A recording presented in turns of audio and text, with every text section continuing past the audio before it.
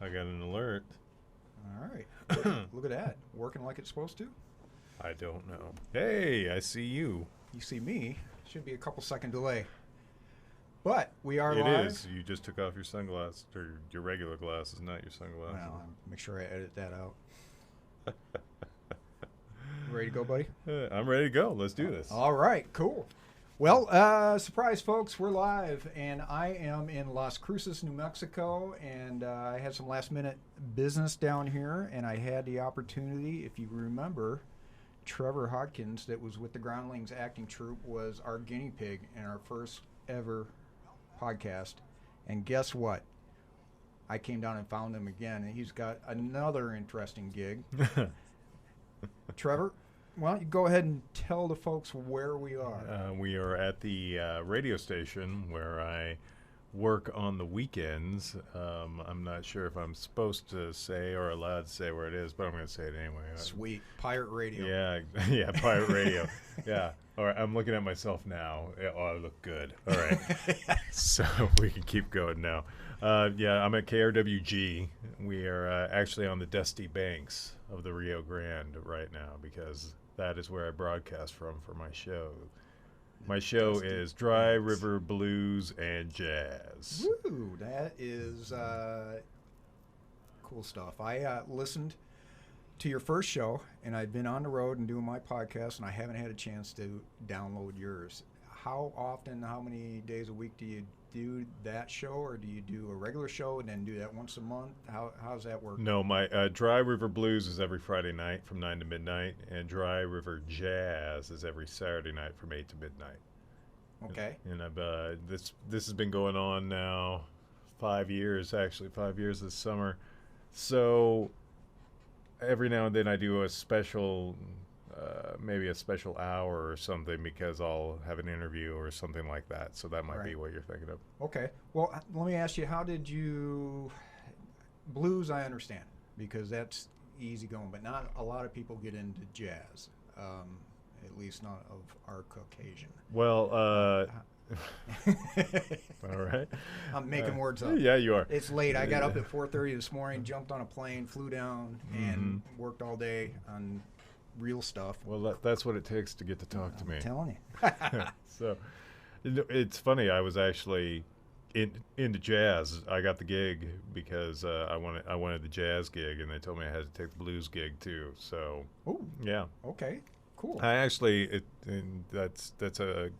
I wasn't into jazz at all growing up. I was a child of the '80s. I grew up on '80s. I call it butt rock, and Very true. then '80s synth pop and everything, and then of course '90s I moved into grunge and everything like that. So I got into jazz when I was in college.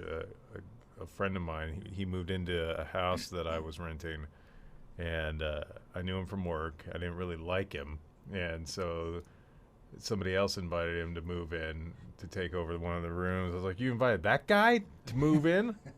That guy?" Right? That guy? So I was actually alone in the house for a couple of weeks, which was great. I would like sit. I had a water bed, a queen size water bed. I'd sit in bed at night, Nice. and I'd be eating a coconut cream pie that I got from Village Inn, like the whole pie, just sitting there watching David Letterman. I was like, I finally Of course. arrived. College. Now let me ask you on the waterbed then.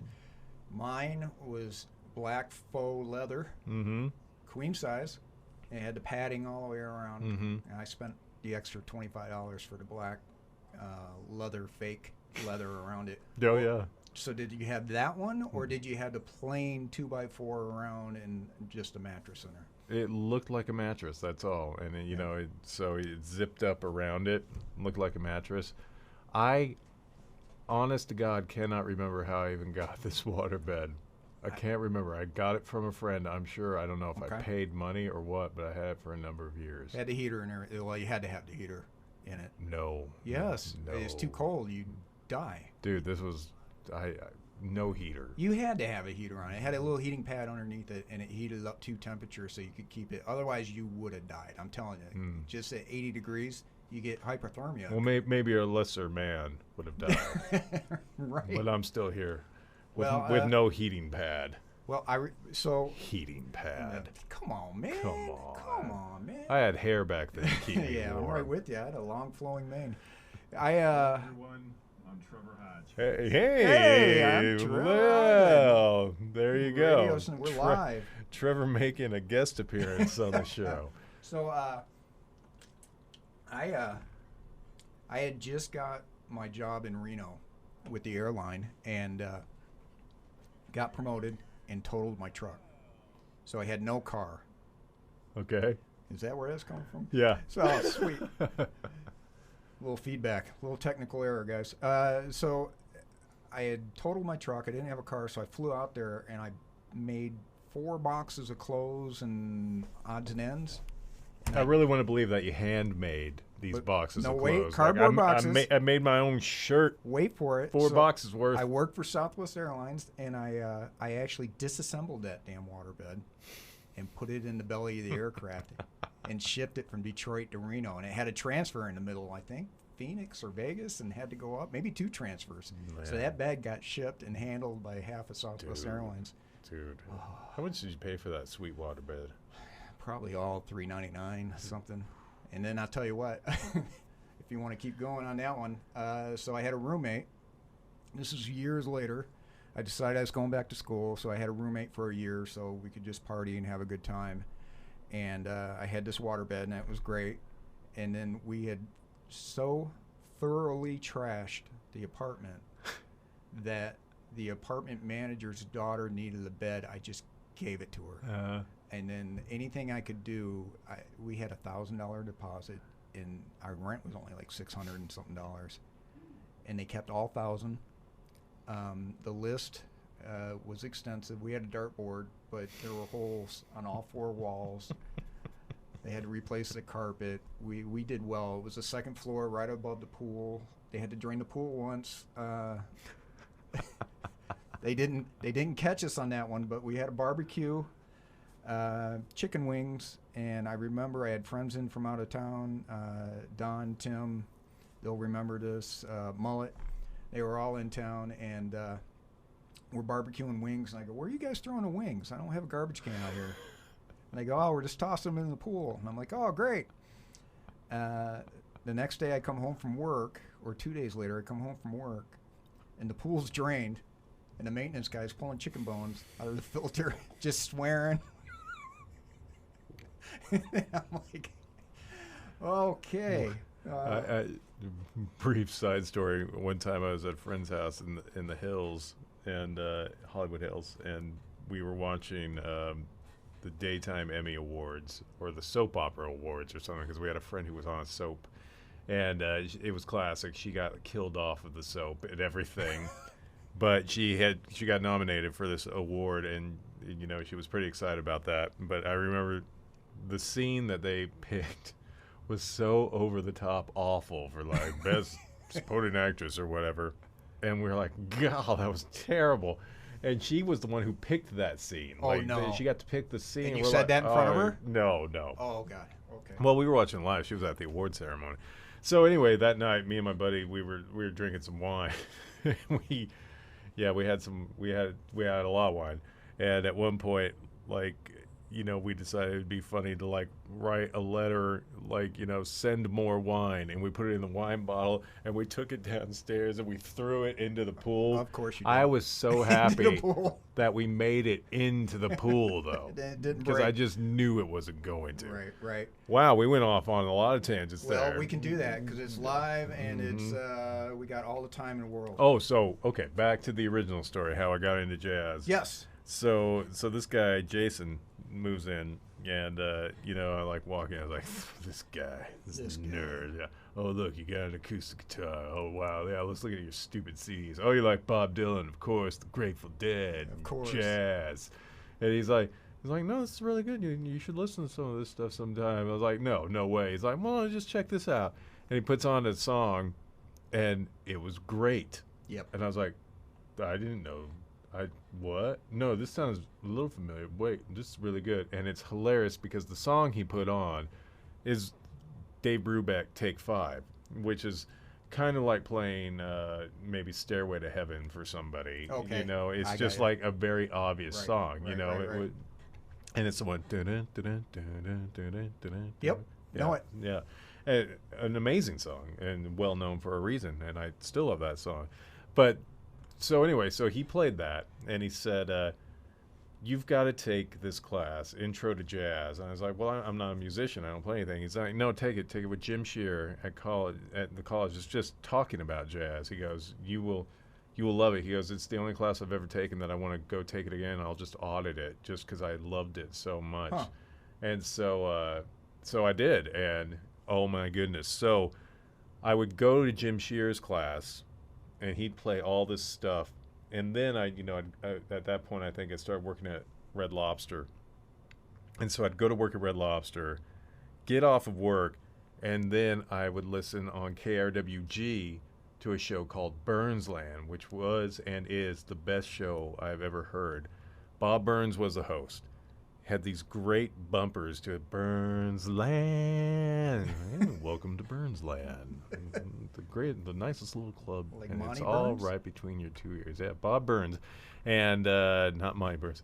And but he was amazing. He'd tell these stories and he was fantastic, and I'd listen to him and I'd like, this is the guy. This is the show. And so I started listening to him like in I don't know, 96, 97. And I didn't find out until like 10, 12 years later that he was local. That was a local show I was listening to because, you know, on local Right. NPR stations, they'll pipe in shows from the mothership. Right. And so I was blown away that this guy, the best radio show I ever heard, was a local guy here in town. And so that's how I really got into jazz. It was Jason, and it was Jim Shear, and it was Bob Burns. And in fact, last night, Jim Shear will come in and guest on my show every now and then because this guy, he'll go on vacation with his wife during the summer and buy hundreds of CDs because you Okay. can get them for so cheap now. Yeah. And he'll just bring in a ton of CDs, and we call it Jim's Grab Bag, and we do an hour of a show, and, you know, we'll just talk about Just start pulling things Yeah, out exactly. and trying them out. so it all comes full circle. So do you still have contact with Jason? I do, yeah. In fact, Jason is Give him a shout out. What's his name? Jason what? Jason Solis. Okay. And he lives in San Antonio now, and it's actually through Jason that I met my wife. So Oh, get out of here. Yeah. Oh, Okay. yeah. Jason's hooked you up. Yeah, in one of a my lot best of ways. friends. Yeah, one of my best friends of all time. Fantastic. Yeah, we became really close because as I was making fun of his CDs that same night, I also was like picked up a book and it was by Barry Williams. It was like, growing up Brady, you like the Brady Bunch? Uh-oh. I like the Brady Bunch. I I'm so glad you moved in, man. Grab the wine. Oh, that's funny. Yeah, so that's how I got into Well, jazz. you know, that's funny. When you hear that, when you hear excellence, it just kind of grabs you. And I was that way. I grew up with country western, and my dad, you know, rock and roll, of course, and all the same stuff you grew up with. But my dad was a Johnny Cash, Marty Robbins, all those. And every once in a while there was a blues thrown in there, or he was a Shriner and I was a little kid, so I'd end up going to his parades with him. And every once in a while they'd have a blues band in the tent, but I was too little to appreciate it. So I probably heard all these great guys and don't even know it. And then I got turned on to Stevie Ray Vaughan. Oh yeah. And I'm like, oh, I went out and bought that CD right away. And then when I was of age, because I only do things legally,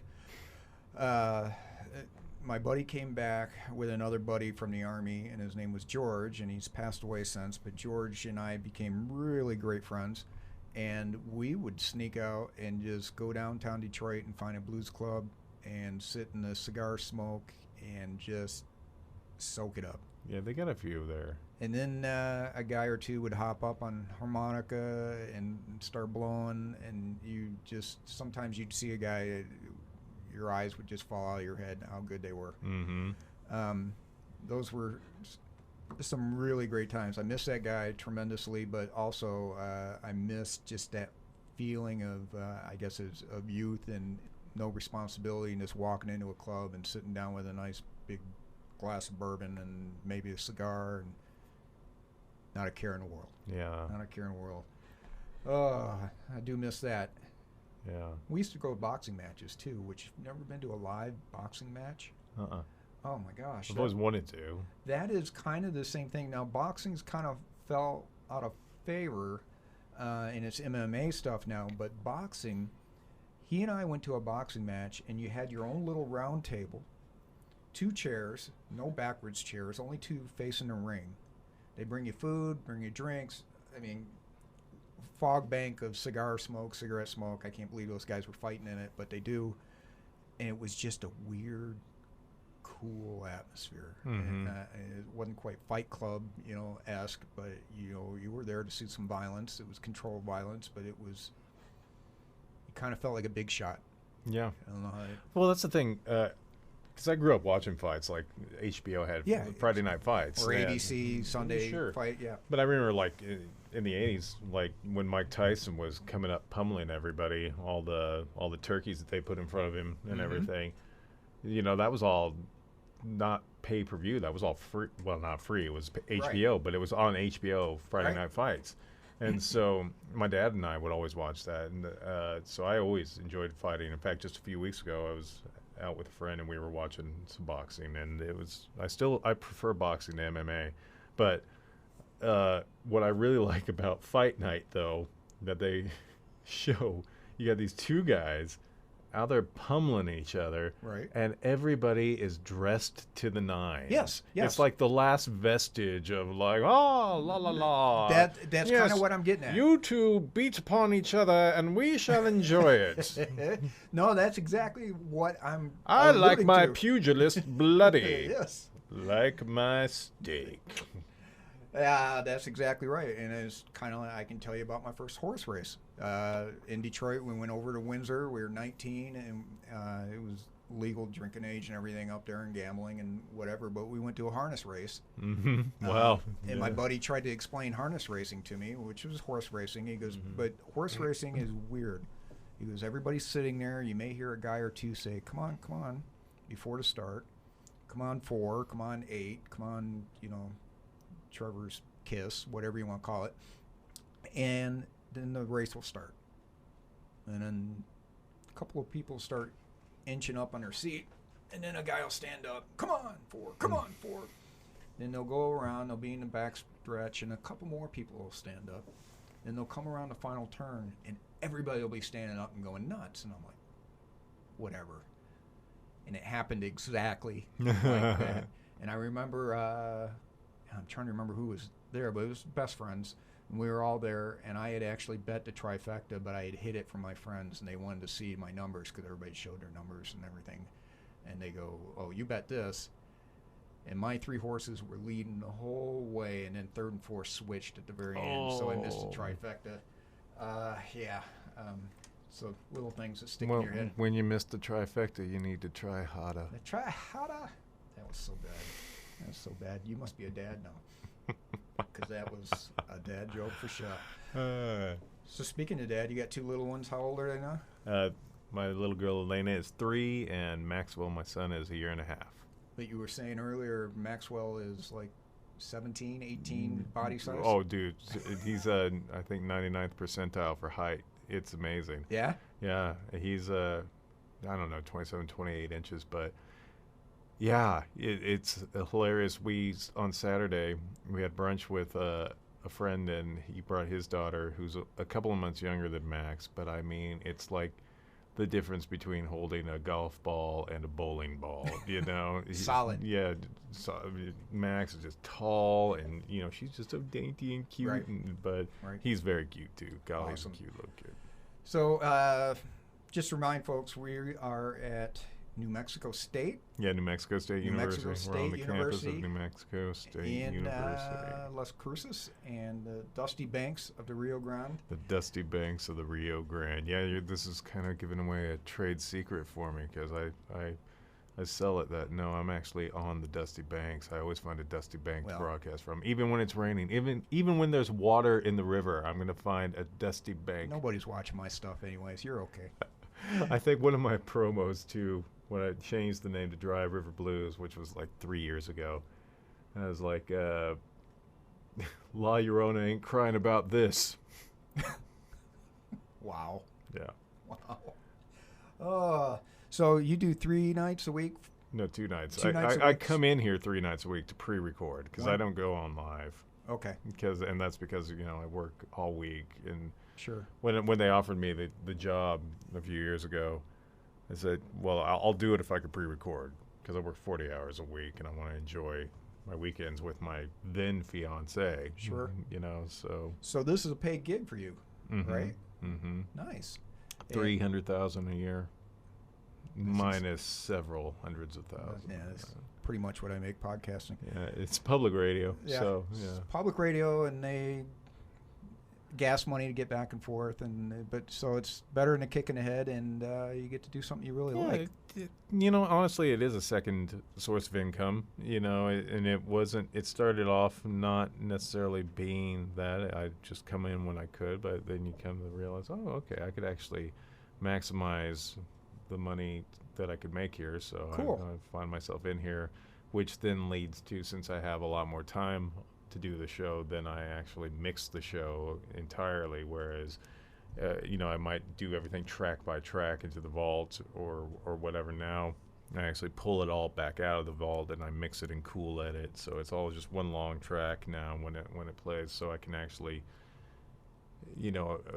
bleed songs into each other and bring them down when I want, or talk in the middle of them when I want to, or whatever. It's a much better feeling show to me. It feels more professional. It feels like what I always my memory of Burnsland was. There you go. So, did you? What was I going to ask there? You had no radio experience when you started this? No real radio experience. In 1996, I was interning at a radio station here. I was always interested in radio, and I knew a girl whose dad owned a station, and I asked if I could, intern there as a way to get my foot in the door. So I was an intern for a few weeks with this guy named Eric. He called himself E-Man. Of course he did. I was the producer, Johnny Thrill. And so I would... That's the best name ever. Yeah. Oh, yeah. Johnny Thrill was my name all the time. But so I used to hang out with a guy in Reno who was a radio guy. I met him at, the bar or remote somewhere, and his name was Smiling Marty, the One-Man Party. And he was a good dude. He worked the overnight, and I used to bring him Del Taco. After the bar closed, I'd walk in with 5 tacos. And, now I'm hungry. Yeah. He and I'd sit there cranking on tacos, and dude, he'd give me CDs, and at first I thought that was really cool, that they'd give the station 10 CDs or something to hand out, and he'd give me a CD, and I'd get home and I'd throw it in. The new what was one, Concrete Blonde came out, and they gave me the CD, and I throw it in, and I can't wait to hear the whole CD, and it's one song. Oh, it's just a single. Yeah. Okay. Yeah. I'm like, who puts a single on? Or one single on a whole CD. Yeah, remember that? Yeah. I remember buying CD singles, actually. Did you really? Oh, yeah. I never bought a single. Yeah. But I got a few of those. I look and I go, oh, sweet, I got this band, and that's one song. Well, it'd be like, I was short on money, and there was a song I really wanted. Okay, there you go. So Yeah, back when this is you back couldn't before, stream. yeah. So that, and I remember he gave me, before it came out, Jagged Little Pill. Oh, wow. Alanis Morissette. He goes, oh, you're going to love this. It's so raw. It's so edgy. And, I guess it was for then. Now it's, I guess that CD You ought to was a know little is edgy. still a pretty, raw, that's what I'm angry saying. song. Yeah. So, all right. Oh, so you do that 2 nights a week. You covered the jazz side. What do you do on the blues side? It's funny. My unofficial motto forever with the blues show is blues 'cause I say so. Okay. So I'll play whatever. So really I'll never drop the name Dry River Blues. Okay. And really it's like you have a really good chance of hearing blues music on this show. But it's not all blues music. Okay. I'll play Americana, I'll play folk, I'll play rock if something strikes me different. Basically I want to play things that you're not going to hear anywhere else in this region. Right. Songs that should be heard, songs that I love, new bands that I'm getting into that I'm like, I don't really know what genre this is anyway, so I'm just going to play it on my show. Because I like it. But I still definitely play a lot of blues. I mean, there's so many artists that I love in the blues genre. It's hard to listen to a lot of blues, just like it's hard to listen to a lot of jazz or rock or rap or anything, because there's a lot of stuff that comes out. It's like they're faking it, you know? Oh, yeah. It doesn't feel right or it doesn't sound right. So I mentioned I liked Stevie Ray Vaughan. It turned me on. I watched local guys, and who knows if I saw someone really good. Went with a buddy to see Albert King once. Little club, Robert Smith.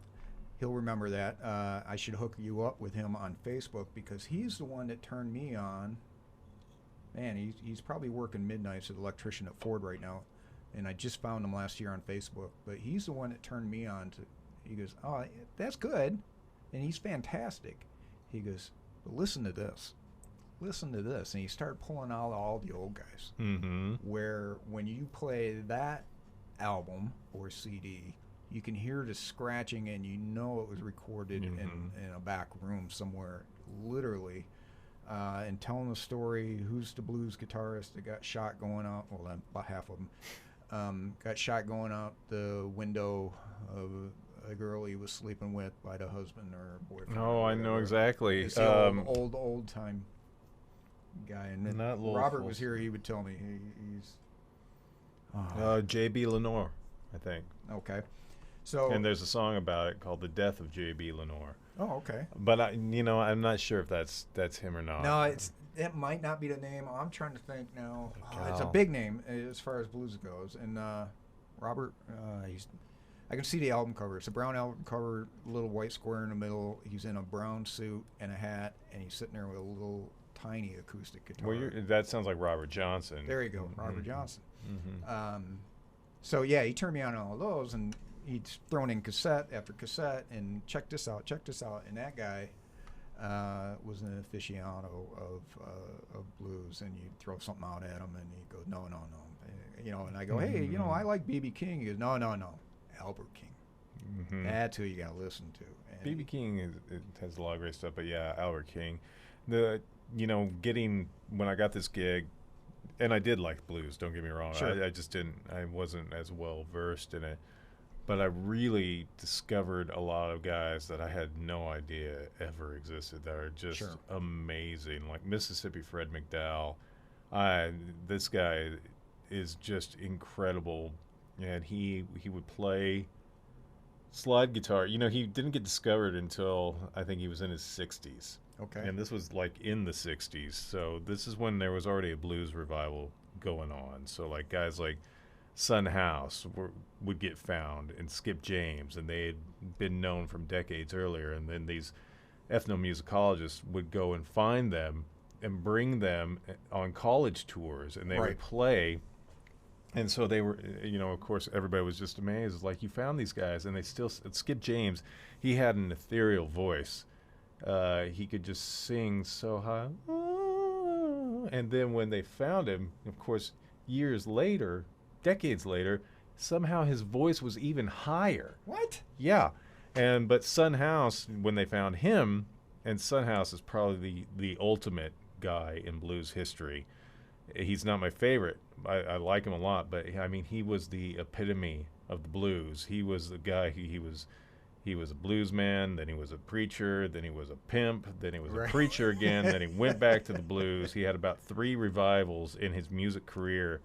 And when they found him again in the 60s, they had to get a guy by the name of Alan Wilson, who was just a huge Son House fan. They found Alan Wilson to teach Son House how to play guitar like Son House again. Whoa. And then Alan Wilson would join him on harmonica. Alan Wilson later went on to found the band Canned Heat. Okay. And so Son House, though, his history in the blues beyond all of that, and some really epitome bedrock songs of the blues, was he also influenced it in other ways, because he was big way back in the 20s and 30s, and it was him and another guy by the name of Charlie Patton who laughed Robert Johnson off the stage. Ooh. And then Robert Johnson disappeared for a year, and then he came back as Robert Johnson.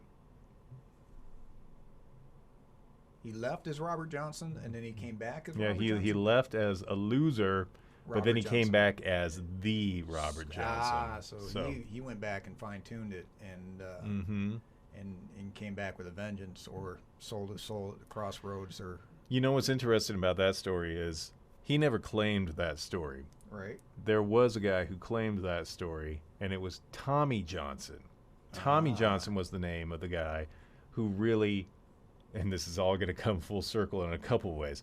Tommy Johnson All right. is the guy, I don't know if he ever claimed it himself, but after he died, his brother said, no, it's true. You know, so I guess Tommy did actually say it. So he was like, no, it's true. He sold his soul to the devil and met the devil at the, I don't even know if they said the crossroads. His whole story was he sold his soul to the devil, or somebody said that he did. But the story was always about Tommy Johnson. And Tommy Johnson, by the way, had a lot of great songs too. One of them being a song called Canned Heat Blues, which is where Alan Wilson got the name for his band Canned Heat. Very cool. You know what Canned Heat is? It's sterno. Yeah. So anyway, so Tommy Johnson, the Devil at the Crossroads was Tommy Johnson's story. Okay. Where it became Robert Johnson's story was in the 60s. And Robert Johnson, of course, had been long dead. So how this story got transmitigated over to Robert Johnson from Tommy Johnson is because Son House, who is now back on a coffee shop college tour, and all these college students are just sitting and bowing at his feet as he's like playing and telling stories, and he's telling the stories of the old days, and he's the one who starts the story that it was Robert Johnson who sold his soul at the crossroads. So once again, Son House, he made Robert Johnson two ways. First by laughing him off the stage and making him go hone his chops, and then telling the story that was actually Tommy Johnson's story.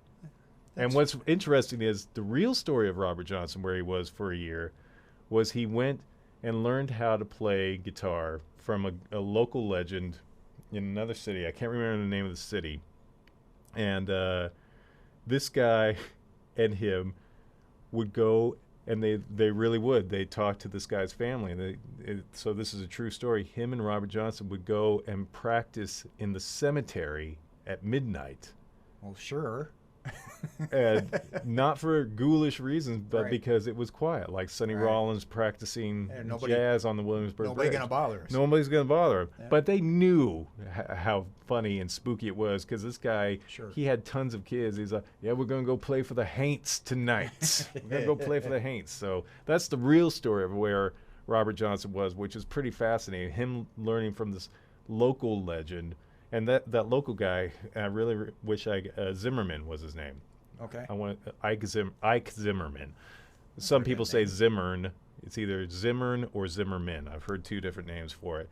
And he actually did go to Chicago for a couple of weeks to try his hand at, getting that recording money and everything. But he was a family man, and he's like, I can't be gone, so he left. Do you get any guys coming through town here that kind of doing the smaller circuit? And yeah, every now and then we got a place just north of here in Hatch called Sparky's Barbecue and Espresso, and it is a legendary place. This place has only been open about 10 or 15 years. They got amazing green chili cheeseburgers. It's kitsch to the max. You go there, he's got all of this memorabilia from all over the place. Giant standees from old restaurants long ago, long past. But he has the room in the back has a stage. And so he has gotten guys like Charlie Musselwhite to play there. Okay. He's gotten, I want to say he's got Benoist King playing there. Or actually, we thought Charlie Musselwhite. No, I think Charlie Musselwhite did go through there. He's gotten some big names that have gone through there and played at this little place.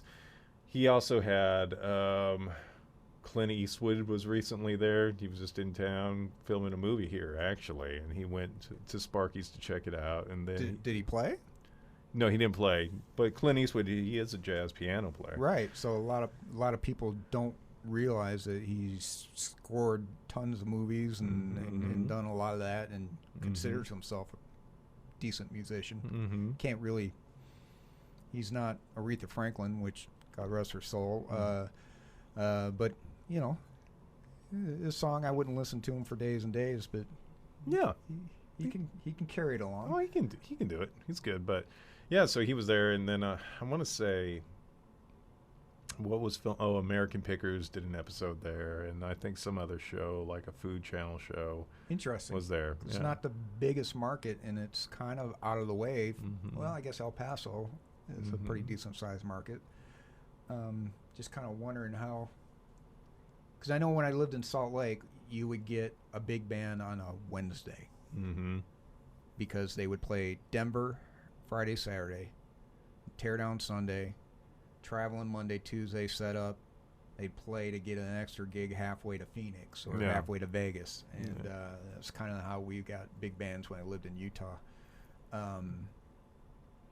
Yeah, that's kind of what it would be like here for a lot of things, except for like country artists. Country artists here do amazingly well. I'm sure. Like Garth Brooks was here a year or two ago, and he sold out 5 shows. He played 5 shows from Friday to Sunday. So 1 on Friday, I think, 2 on Saturday, 2 on Sunday. Wow. He just kept adding shows because they kept selling out. Huh. So, but yeah, like Sparky's, like recently he had this guy by the name of Nick Schnebelin that then called into my show and I talked to. And Nick Schnebelin was in a family band called Trampled Underfoot, which was really good and got a lot of huge press.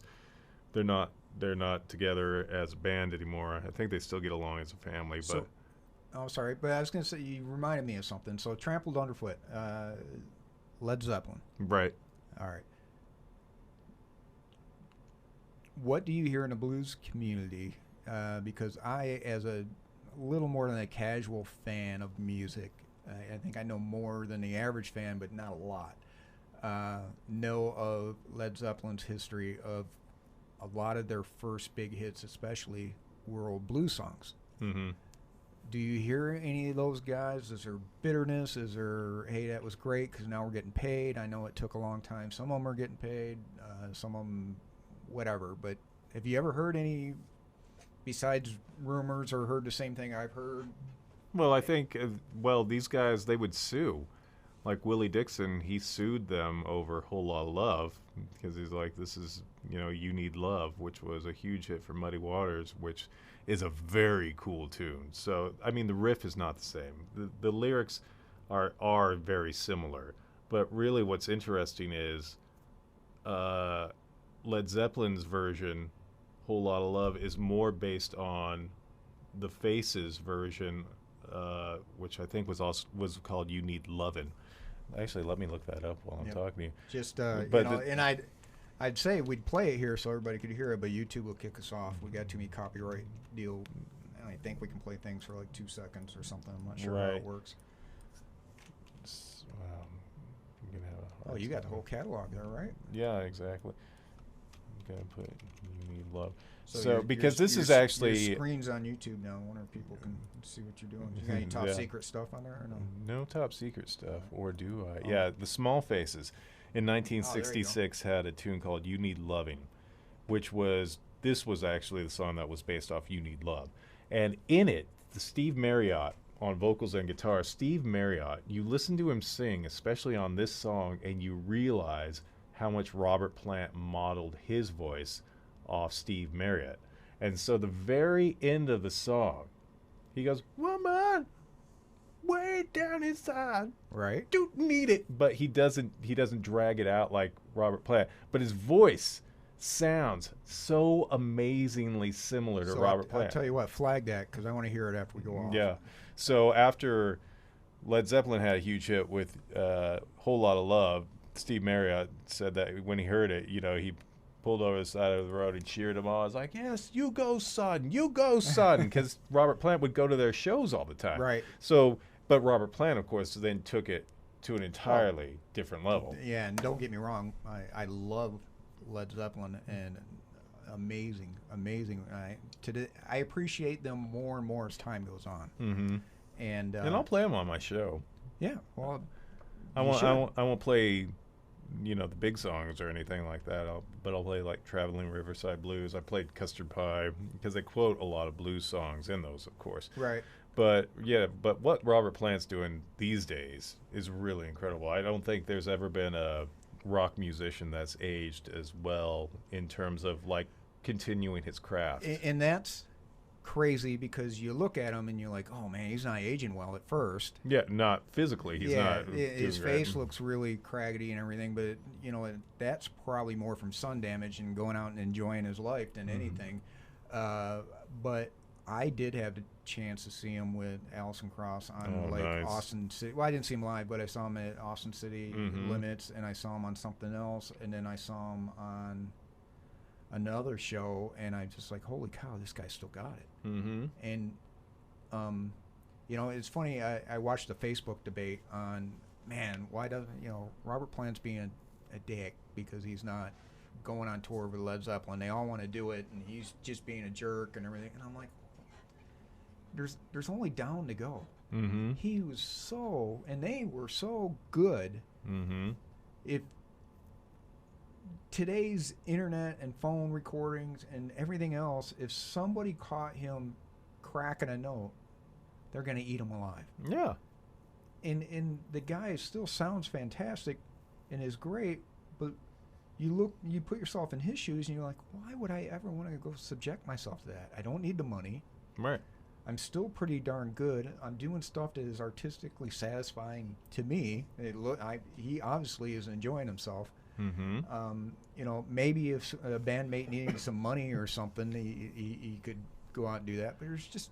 But there's no upside. He's been pretty consistent that he's like, Led Zeppelin died when John Bonham died. Sure. And he's like, and we could go out there, but it's just go out with his son Jason or whatever. It's an imitation, it's a tribute band, but he also said he's been talking about this a lot more recently too. He said, I think people have twisted this story and make it sound like I'm denigrating Led Zeppelin or that I don't love it. He goes, I'm proud of what we did, and he still plays Led Zeppelin songs. He doesn't play them like you remember them, but that's the continued evolution of an artist. Sure, absolutely.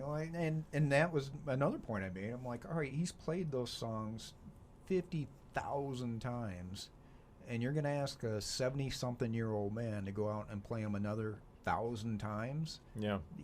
Why? There's just no reason. And to your point about him enjoying it, did you see him at the Kennedy Center Honors? Oh yeah, crying. He's crying when they were doing his songs well, Hart and everybody else doing his songs really well. So, is obviously his heart's still there. So I get a little upset when I see people go, well, that jerk, and I'm like, no, there's no upside. He's still giving you great music.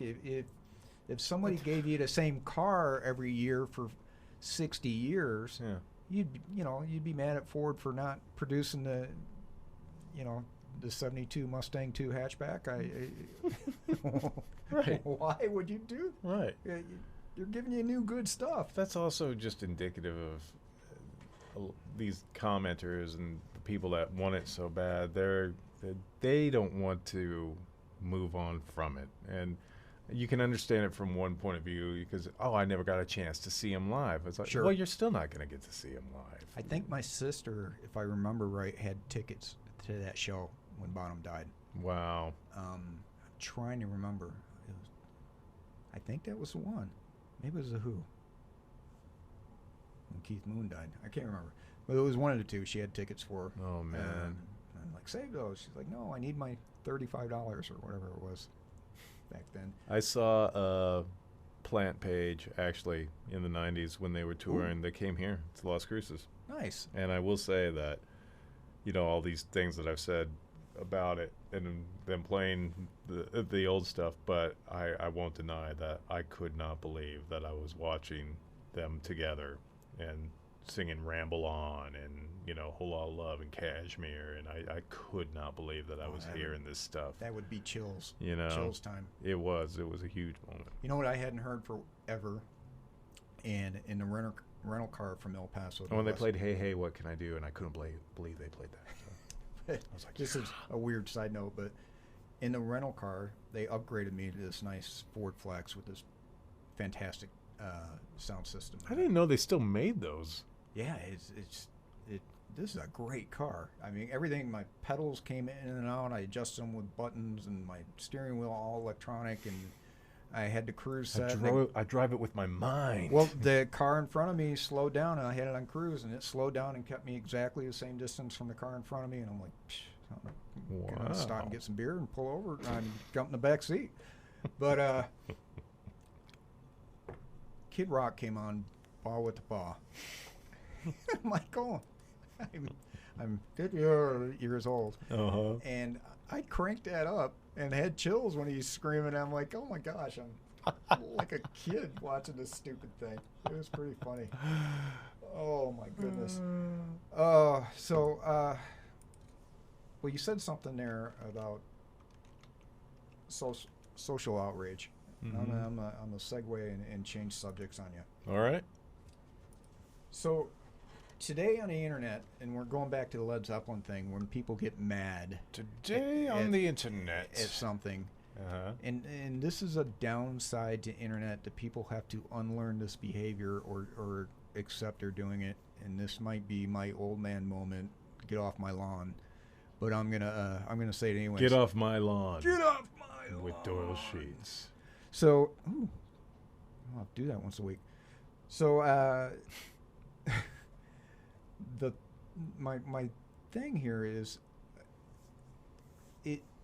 it's a fad, or it's a movement to be outraged at something that doesn't necessarily justify outrage.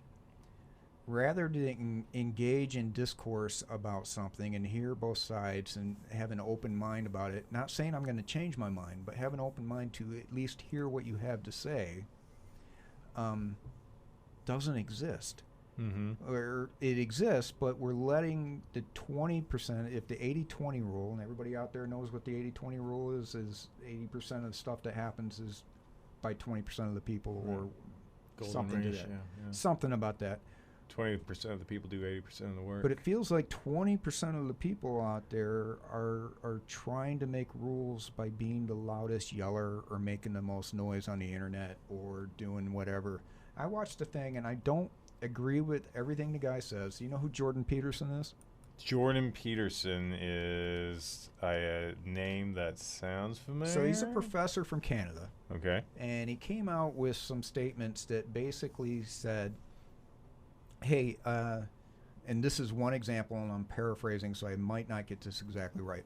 But what he said was, okay, if you had the ability to take the IQ test of everybody in the world, and then you lumped it by race, and you saw that a black person had, on average, this IQ, an Asian person had this, a white American had this, a white English had this, and it was lower or higher, you would be foolish not to look at the data and try to figure out why that was true or not true. Mm-hmm. And people are like, oh, you're calling whatever category dumb. Black, white, whatever. And he's like, no, that's not what I'm saying. And he's also, there's a big deal with men and women in the workplace and how you legislate out sexual harassment.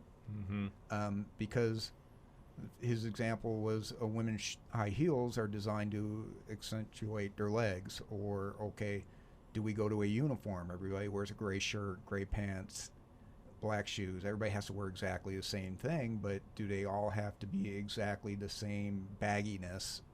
You can't wear one tighter because that would show off the form. How do you legislate out sexual feelings or whatever? Not saying it's okay to sexually harass anybody, but then people take that and they run with it and they beat it up. And he's all about the data and the scientist, and he's very careful with his words, and I'm sure I'm getting it really wrong here, but he's basically saying look at the data and then use that to help make decisions to figure out why things happen. So anyways, he's been getting beat up. He went to a couple of colleges, and the colleges are the worst place to go now because they shout down people Mm-hmm. and don't even let them speak.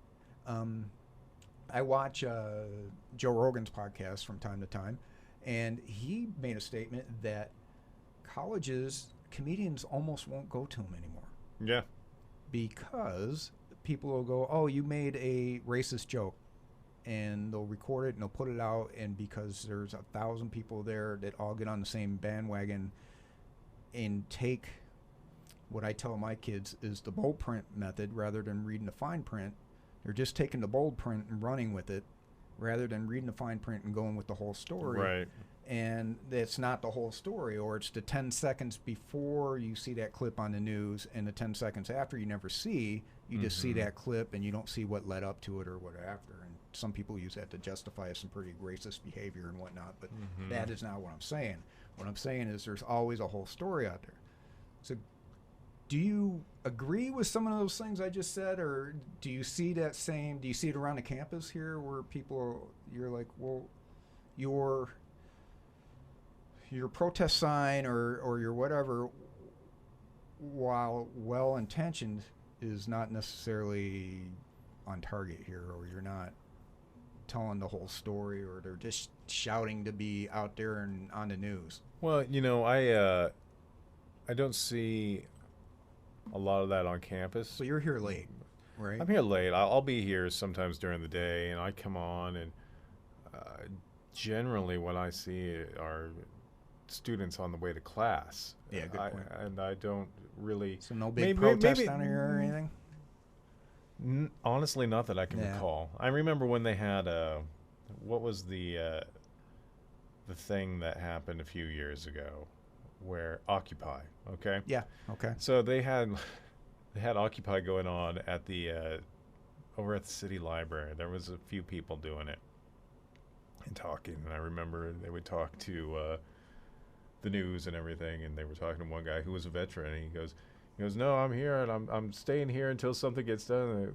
But what is it you're trying to get done? Yeah. Which was always the problem with that movement. Right. What does this even mean? But that's a different thing. Maybe that's where this kind of thing started in a way, because that was like kind of a movement, but what was it really based in? And I'm sure a lot of people have a lot of ideas on where that was based, but it was kind of like the first real like gathering that happened, because it was like this flame that started on social media, and then you see the different clips and you see all these things, and then it spreads out, and then it went away. But what was the base to it? Sure. But I kind of see that as maybe the genesis of some of this stuff. But I remember the 2016 election was one hell of a lightning rod of a time, but it was really 2012 when I really remember these things starting to pick up a lot more. You started seeing I would agree with that. The memes and everything like coming out, and everybody getting really outraged about a lot of things, like, you need to boycott this restaurant because of this, and you need to do this because of this, and you need to do this because of this. And now it's really come to this whole thing where now people are being hired to go and look through somebody's Twitter history. Oh, absolutely. To find something that somebody said a few years ago. Well, that Guardian of the Galaxy guy, he made really horrible jokes, but they were jokes. Yeah, they were horrible 10 jokes. years ago when he was 23, 24 years working old. For Trauma. Yeah. I mean, they were horrible jokes, but the thing is when it comes to that mentality, when you're digging through somebody's past, sure. And I'm people that are my age, your age, older generation, Gen X, let's say, sure, Gen X and older, even millennials, some millennials, older ones.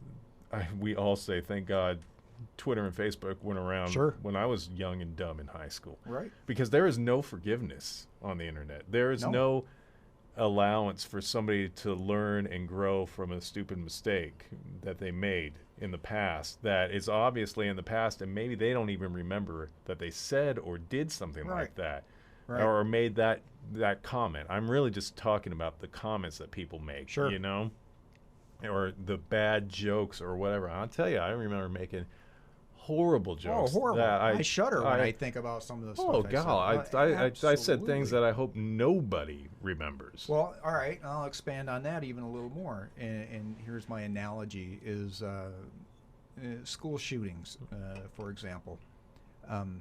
I don't know that they happened less or more back in my day. Mm-hmm. It feels like they happen more now. I don't know if they just are reported less back then, that, they kept it on the quiet because they didn't want to get a bad image for their town or city. I suppose some little towns did that. I don't know. But here's my analogy. All right. So, today, I get bullied at school. Mm-hmm. I go home. I get my dad's handgun out of his sock drawer or go buy guns or whatever. Everybody thinks you can just go buy them anywhere and everything, and maybe you can. I don't know enough about that to really comment on it. But back in the day, you had your neighborhood circle of friends, Mm-hmm.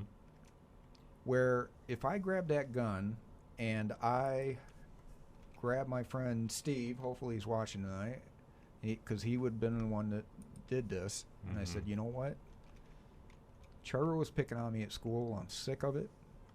I'm taking this gun, and I'm going to pop one in him. Mm-hmm. Steve would slap me in the back of the head and say, what are you, an idiot? Mm-hmm.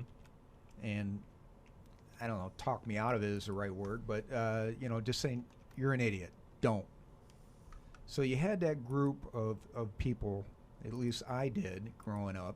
And now, let's flash forward to today and say I'm the same kid, gets bullied. You, Trevor, bully me in school. I go home, I get my dad's gun. I don't go to my neighborhood friends. I get online and I find 10,000 people that think just like I do. Yeah. Wow. So I don't have that check and balance of my friend neighborhood anymore. It's too easy to... Because online, you find one person that says, right. I don't like what you're doing. You just block them and find 10 million more. That goes in a completely different thought. I didn't think of it. I mean, it goes into a thought that I've thought before. You're a thinker. About the thought. The thought about the thought, which I was thinking. Tell me what you think. Yeah. This is over. How does that make you feel? We definitely, with the online thing, you can be part of this circle online, and you're not looking for things necessarily like you touched on. You're looking for things to corroborate what you want to do. You've already made up your mind. Now I want to justify it. Sure. Now I want to do this. I actually have a very real story that touches on exactly what you were talking about. I knew a guy when we were in junior high, and somebody had said something to offend him, and we happened to be at his house, me and a couple of other guys, and he said, I am going to put a gun, I'm not going to load it, but I'm going to put it in my backpack and take it to school tomorrow just to scare him. Right. And, and then he left to go, I don't know, go use the restroom or what, and we're like looking at each other, we're like, we should probably tell his dad or something, right? Yeah, we should gotta probably do tell something. his dad. So Right. we did, and that was an amazingly awkward thing to do. And, of course, it was the right thing to do. I don't think he was going to do anything, but I will also say then that, he got some help that he needed. Yeah. After that. Yeah. And so, and he's a great guy, and it was just one of those things. It's like you just don't want. You saved him from making a huge mistake, and now he probably looks back and goes, "Oh my gosh, can you believe what I almost did?" And I want to believe that he still wouldn't have even done it, because he. Well, you don't know, but you don't know. But you do know that he didn't do it, and that might. Or who's to say he shows up with an empty gun and threatens a kid, and the kid happens to be coming home from baseball practice and cracks him one. Yeah, it could have gone we nothing but bad. We talked to his dad, who then talked to him, and so what we do know is nothing did happen, and Good. that's the best thing of all. But again, that's because he had his real life friends in front of, and this also goes to the whole thing too that I've long been saying and going back probably to... You know you're on camera, right? Yeah, I know. You're all watching me actually work. I actually do have work to do right now, and so I hope you don't mind. But I don't. Actually, this will be interesting to me to look back on and see Well, what I I'm actually gonna look grab- like when I'm working. So We're on 1 hour right now. well, there you go. So, but going back to 2012, when all these things really started happening, like the social media Right. outrage, the social justice warriors start, and which I say that just to refer to the people that would just get so mad about everything. And I said it back then, and it's holding true even more today. It's like it's an impossible situation to have a real conversation online, on Facebook, on Twitter with somebody Right. of any deep import. Maybe you can get that. Maybe that's that needle in a haystack that you're going to get every Sure. now and then. Every now and then, I'm going to actually get a par on a golf course. But Right. by and large, I'm going to flame out on a hole.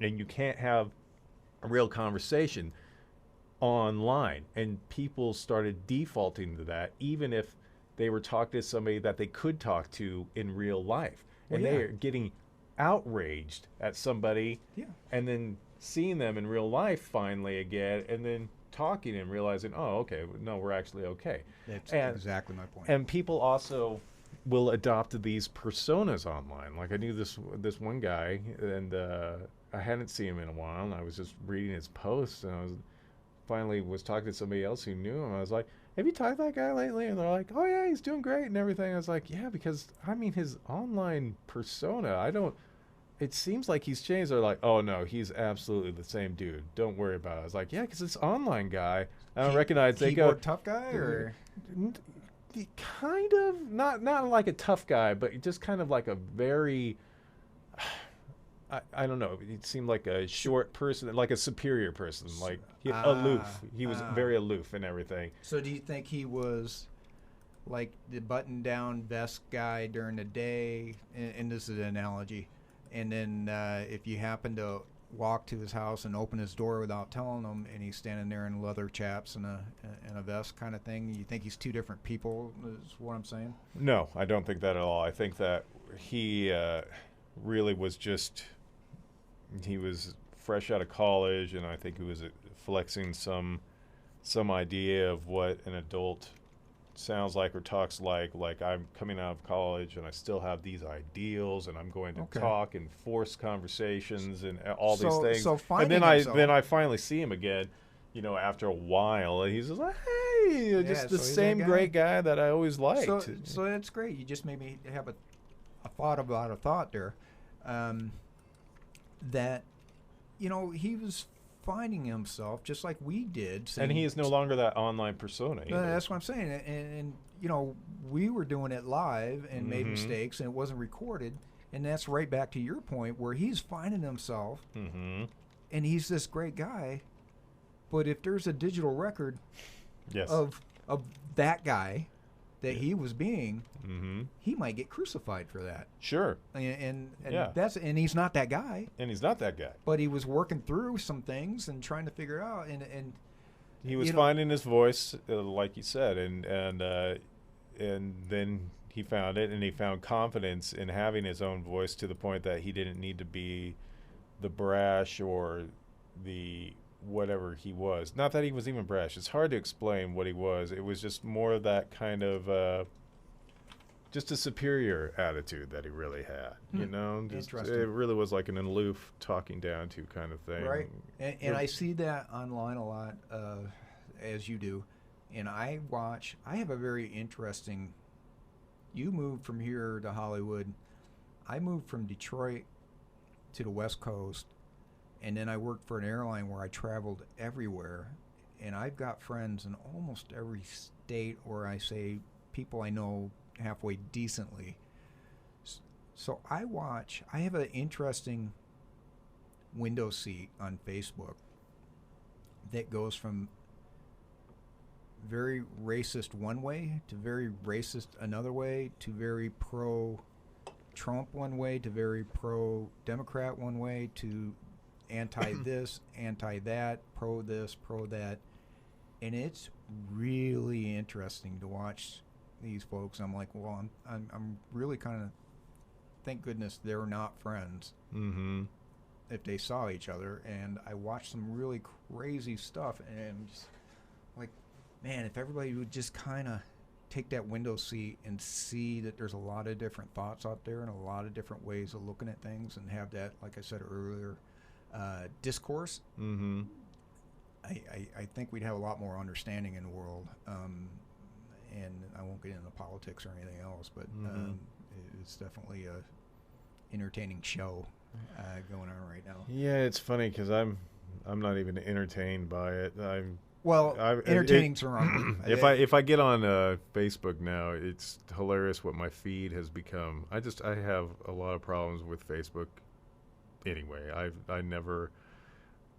It's always the ironic position to take. You know, I wouldn't complain about Facebook on Facebook. I recognize that irony at least, but I really am on it for the friends. But then really, again, going back 6 years ago, it really became something else. It wasn't fun anymore. It was like, it started off and it was like you were going to a high school reunion. You know, it's like, hey, great, how are you doing? How are you doing? And then it actually became high school again. Like everybody all of a sudden brings That's out, kind of what I'm getting at. Yeah, I know exactly what the brash extreme of their personality comes out, and it was like sitting in high school English class again all of a sudden with people yelling and blah blah blah, and it's just like the very shades of gray completely disappeared. It was everything to everybody. It was black and white. You were this way or you're horrible. Yes. You agree with me on this or you are horrible. Exactly. And there is no other way to discuss it. And then you get their friends piling up on that point on Facebook and against, you know, somebody else and saying, like, I don't even know you or this or whatever. And that's, I recognized early. I was like, this is where this is going and I don't like it. Well, and Facebook on some aspects has done a decent job with a couple of tools, or they've tried to do a better job, I should put it, where you can actually click on things and go, I don't want to see more posts from that. I'll stay friends with this person, but I don't want to see any more political posts. Yeah, and now you can snooze them for 30 days. Yeah, too, the penalty box or whatever it's called. Yeah, exactly. So that's good. And then, you know, I guess somebody would ask, why would you be friends with them anyways? And you're like, well, I'm not, you know, best friends with this person, but I'm also, it's a community. And you know, if they start getting violent or really racist or anything, I'm just going to X them out. But I don't have a good reason to just, unless they do something very extreme. It's kind of like I'm still watching. I want to see what's going on. Or I don't see them anyways, I guess is the way to put it. You're just tuned into a show right now. Right. I guess that's a great way of looking at it. Huh. We're at 1 hour and 10 minutes, my friend. There you go. I know we could go all night. I ran out of water. Is the only reason I'm thinking about slowing down. Yeah, I'm running out of water too. Yeah. What? Yeah. Dusty Rio Grande. You got anything else you want to cover? Yeah, actually, I'll bring it all back around to KRWG. And when I got this gig, the reason that I got it was because Burnsland suddenly wasn't on the air anymore.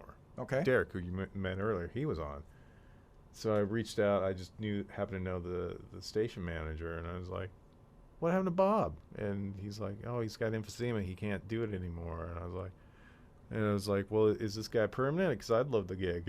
And so he goes, no, Derek's permanent. And Derek is awesome. Derek is the most amazing drummer I've ever met, by the way. Wow, this very guy, cool.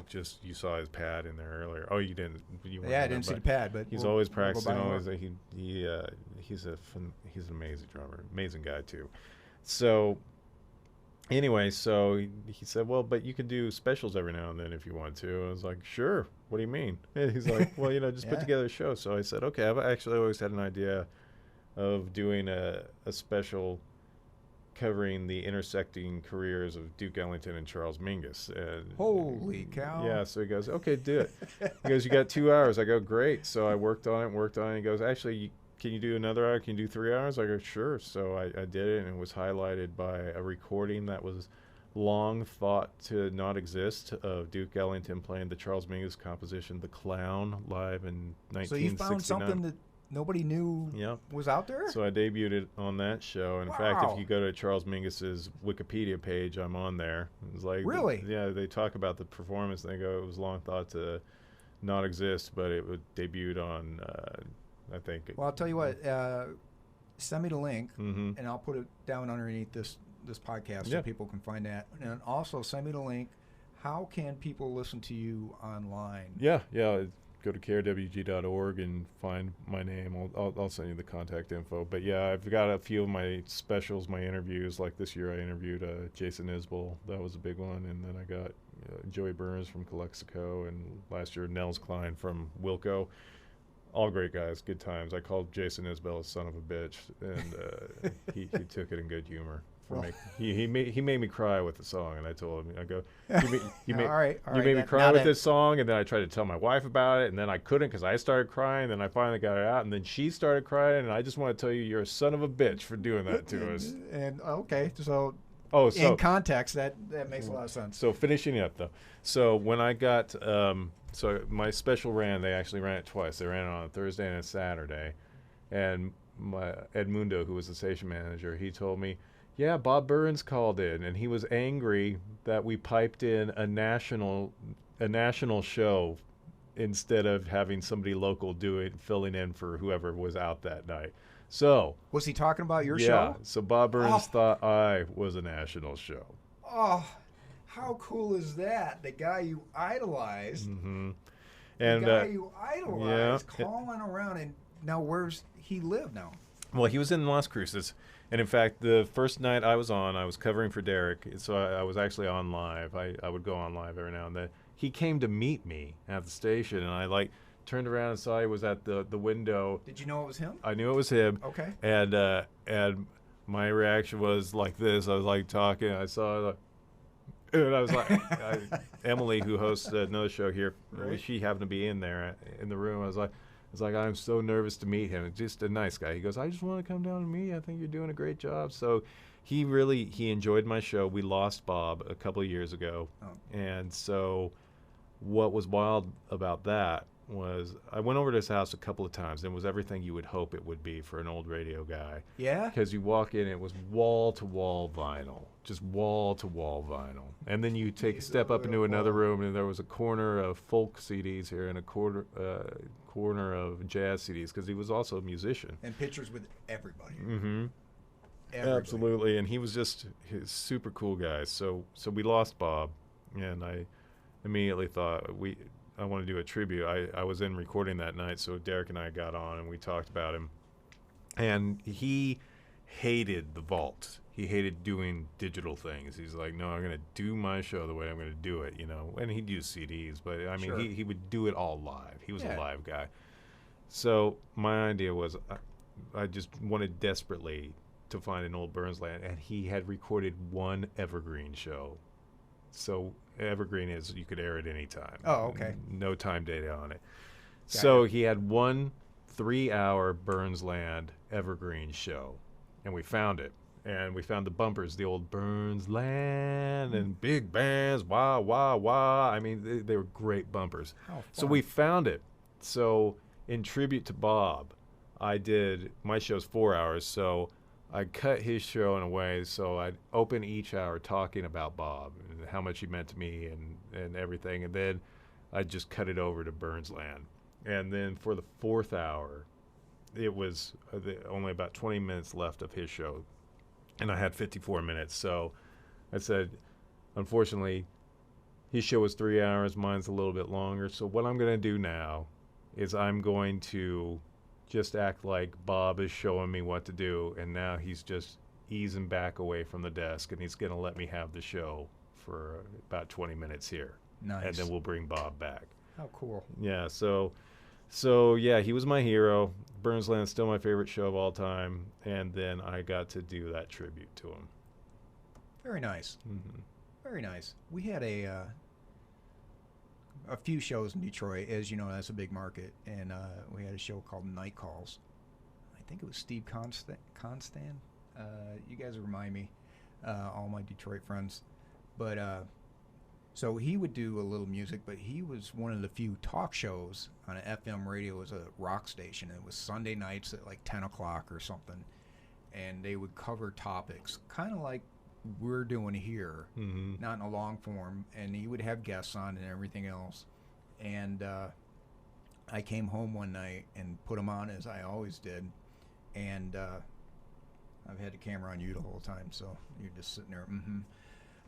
But I'm pretty fascinated. Yeah, I know you are. I get lost in your eyes. But the topic, I don't know if I ever told you. You know, my dad sued the dead Kennedys, right? No? I did not know that. Oh, okay. All right, cool. I'm glad I could surprise you then. So my dad was a Shriner, and he drove a little car in a group called the Lancers. So they had little convertible Oldsmobiles.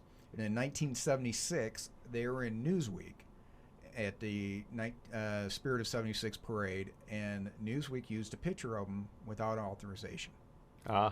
And my dad and his group and the Shrine, or the four guys in the picture, my dad's right prominently in there, they got a hold of Newsweek and said, okay, don't use it again. And they said, okay, no problem. So, flash forward, okay, so that was 76, I would have been 10, and I'm out of high school, about 19, 20, my buddy's in the Army in San Antonio, and he calls me up and he goes, dude, your dad's on an album cover. And I said, excuse me? And he goes, you got to go look this up. So it's before the internet. It's before everything. I go find this album, and I'm like, oh, this is not going to go over well. So it's the four Shriners that were in a Newsweek magazine in the picture. They're on the cover of the Dead Kennedys album called Frankenchrist. Oh, my goodness. Which you got these good old boys that are, you know... I'm looking at it right now. Yep. Take a little offense to that, and I'll show you which one's my dad here in a second. Well, what was even worse is you pulled out the sleeve over the album, and it was phallically...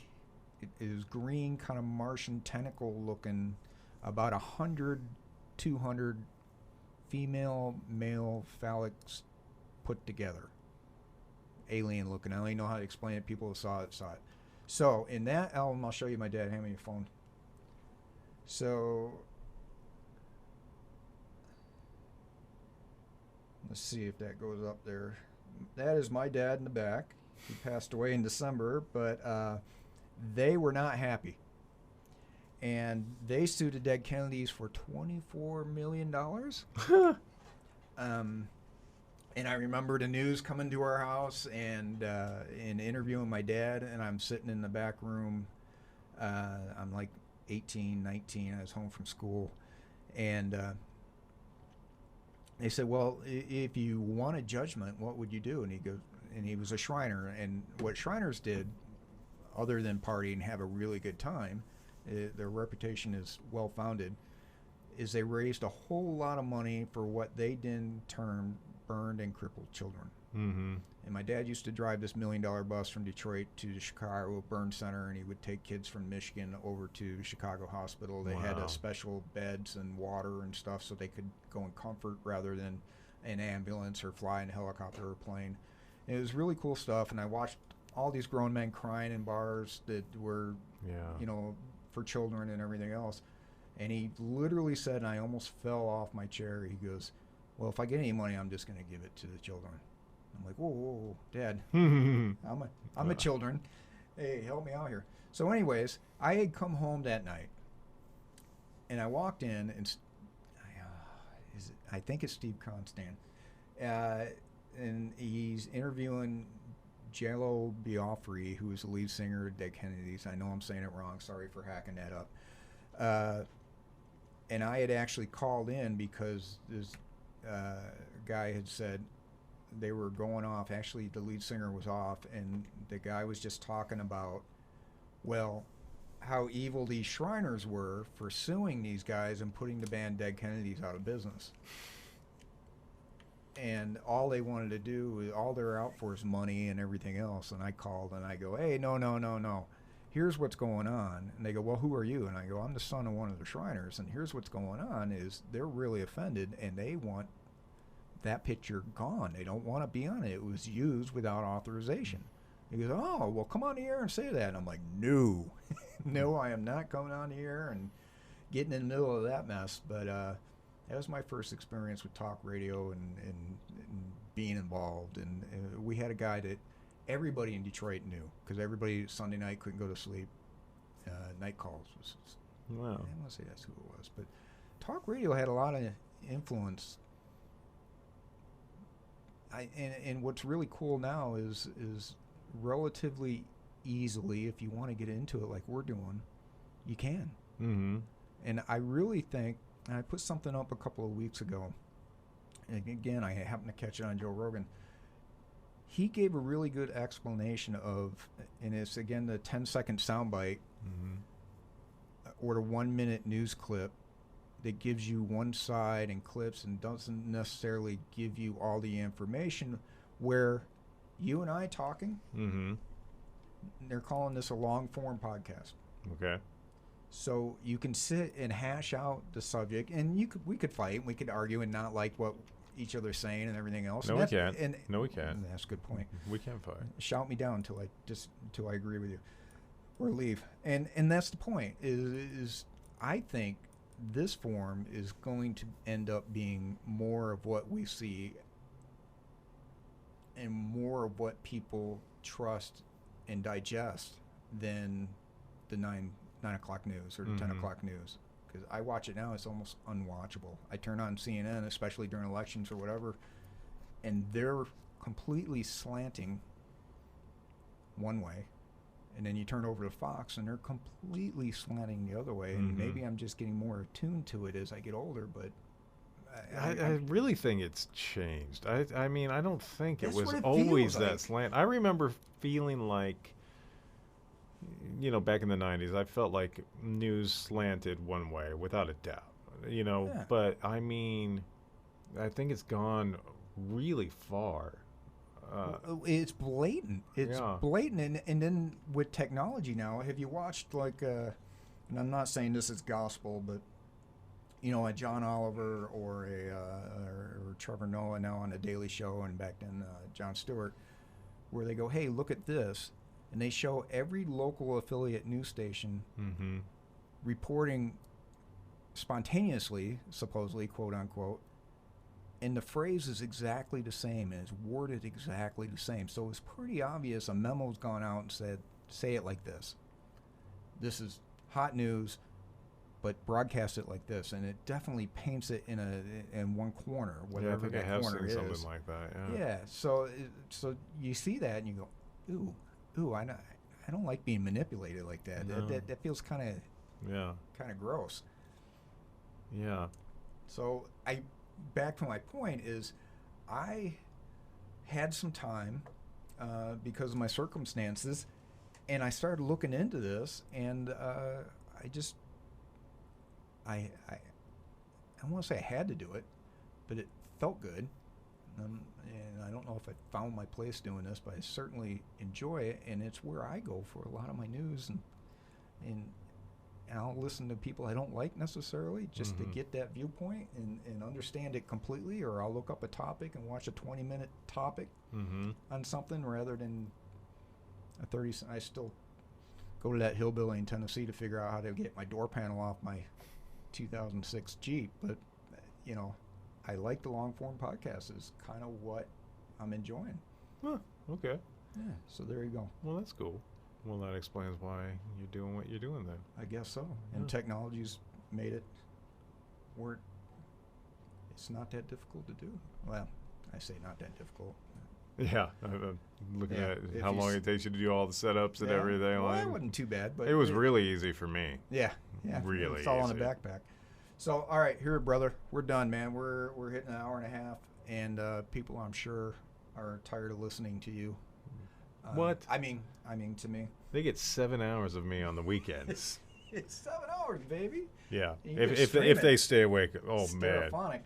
I got like the first time I was on live that same night I met Bob Burns. I was playing a song and this woman called it. It was one of my favorite songs, Wednesday Night Prayer Meeting from Charles Mingus. She goes, "This is horrible," and I laughed and I said, well, maybe you'll like the next one. She's like, us old people, we're listening to this show to help us go to sleep. We need something gentler or something like that. I was like, nice. well, you're going to like the next one then because it's got like a minute and a half bass solo that opens it up. It's a great song. I was like, because that is my job to put you to sleep. All right, well, now that you said that, you made me think of something earlier, and I'm gonna tell you. So you said people kind of go back to that high school mentality where they're, gang mentality, if you will, and join the crowd, jump on a bandwagon. Click mentality. Click mentality, and I click and I join a click. So I'm thinking as we are at our age and a little older, that goes away, or not so much, or less of us do that. But I will tell you this. So we moved my mom and dad into a senior facility. Okay. And mom and dad were like, I don't want to be with all these old people. Meanwhile, they're like almost the oldest people there. Right. And doesn't mean you want to be with other old people. There's a cafeteria. And they assign them tables. Oh, no. It is ugly. You sit at the wrong table, or they reassign. People get reassigned. Piranha. So I posted this on Facebook the other day. My mom's alone now, but she has a walker, and she put it next to her table, next to the wall. And an old guy came down with his electric scooter, and he says, "Hey, move your walker."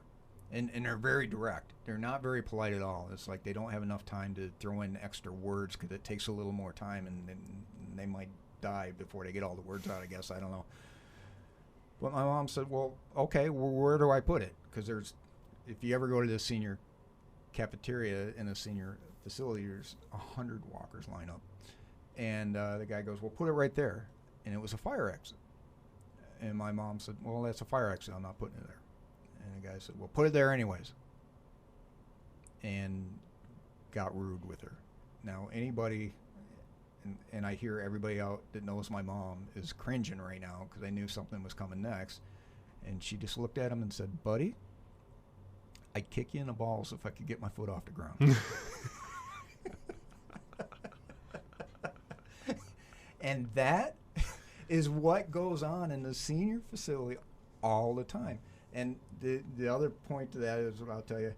They go, oh, these old people, they're stealing water and they're stealing yogurts and everything out of there. And 6 months later, I come over and my mom goes, hey, I got a grocery bag in the fridge. It's got a bunch of yogurt in it. Take that home with you. And I'm like, oh, they've been assimilated into the Borg, man. Oh, no. It is fascinating.